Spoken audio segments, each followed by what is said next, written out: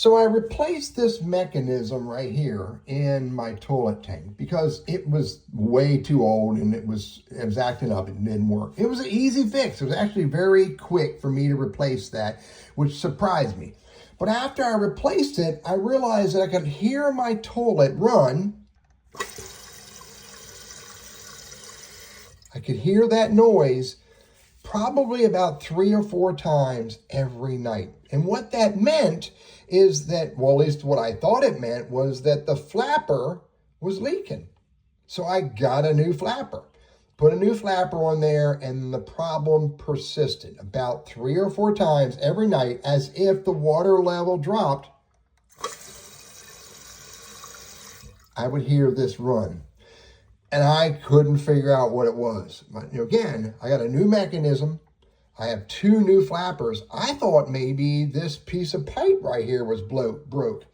And then it maybe cracked. But I'm like, that kind of really felt hard to believe. Then I discovered my problem.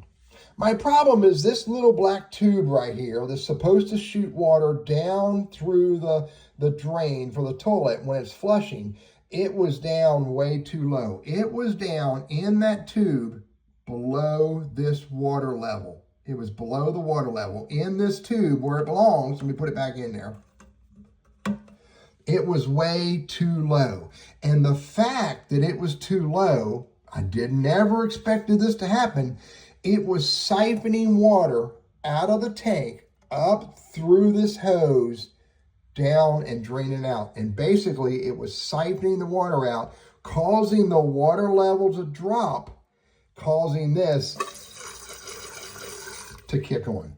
So my point is this: if you have a new mechanism, if you have a new flapper, make sure your hose is not down below the water level. That could cause your toilet to run every now and then when you're not using it.